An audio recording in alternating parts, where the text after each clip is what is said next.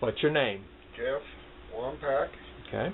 And I'm speaking to you on the hunting, and I feel that you got a lot to say simply because you lived in the mountains. I did. And what state? Wyoming. Okay. And what did you do up there? I was a big game guide. Okay. Worked for a private outfitter. Mm-hmm. The name of the guy or the outfit then? It was called Timber Top Outfitters. Okay. And what was the game that you took them hunting? I guided moose, elk, deer, bighorn sheep, antelope. And how long did you do this? About 10 or 11 years. 10, 11 years. Okay. And the average rifle, or the rifles that they used were? Custom made. Most of the time, anyway. Mm-hmm. So they had money. These were moneyed people coming up for that. The service that you gave, that included everything, tent, and I mean, you gave them the complete package. Yes. Did that include horses? Yes. It did. Okay. And on the average, what was the caliber rifle that would be used by them? The clients that bring anything from 30-06 to 300 Magnums. Was there any minimum caliber you allowed? We preferred nothing smaller than a 30-06. Okay. Although I carried a 25-06 or a 257 Weatherby. Mm-hmm. Which would wiggle the branches about anything too, if well placed shots. Yeah. Okay. The major game, for example, elk. What's about the longest range you saw shot? The longest I witnessed, I would say, about 410 yards. 410. One shot kill? Yes. Okay. And did you find most of the customers, if you will, were pretty good shooters? Or did you test them out first before you took them out? If we had time, and they had time in their schedules, we would like to see them shoot before we went to the camp. Mm-hmm. But the majority of our clients were good shots.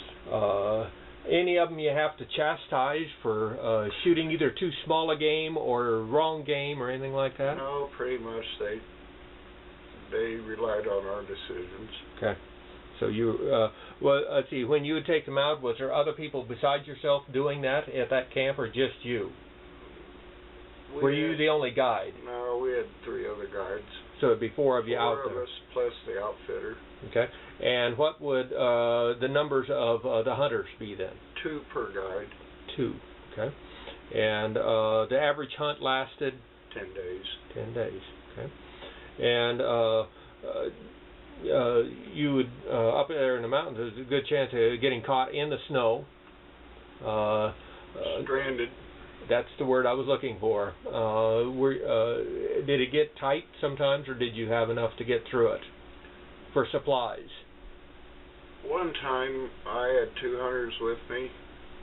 We were the only ones left in camp. It was the end of the season. We got stranded for 2 extra weeks. Okay. We had to shoot a calf out because we ran out of grub. Okay. Before anybody could come in. Now you had 4-wheel drives back then too. Okay. Had chains on the tires. Had winches on the front. Oh. Mm-hmm. Did you have any bear encounters?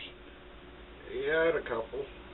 And the one that did the camp? Yeah, that was a grizzly. Tell about that a second. Well, he'd been coming in all week long, and we'd been chasing him off, and then finally one night he came in when we were all asleep, and we heard banging and horses racing hell. We got up, and the outfitter shot him.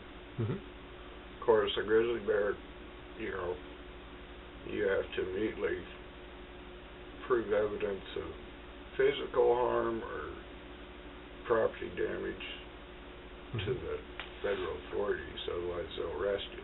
Mm-hmm. Basically, they want that bear to chew your ass apart before you can kill it. Yeah, I had a game warden say if I ever killed a mountain lion and tried to claim defense, he said I want to see scratch marks. Yeah, exactly. Yeah. So okay, did you carry a handgun too? Yes. And it was? I carried a .44 Magnum. Okay. And were you ever forced to use it? No, you just had it there. Okay. And you did this for, you said 10, 11 years? Mm-hmm. Because that wasn't a great income, what else did you do? I was a logger. Okay. And how long did you do that? About 5 years. Okay.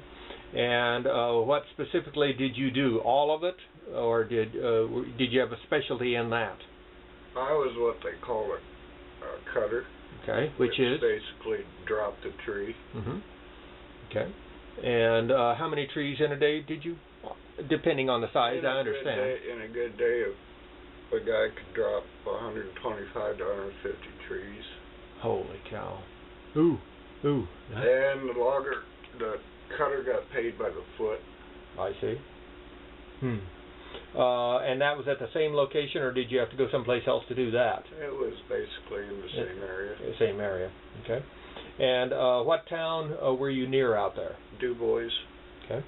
And that is how far from a big town? It's about 65, 68 miles northwest of Lander, where I live. Mm-hmm. When you went out on your own and did your own hunting, what was your favorite rifle?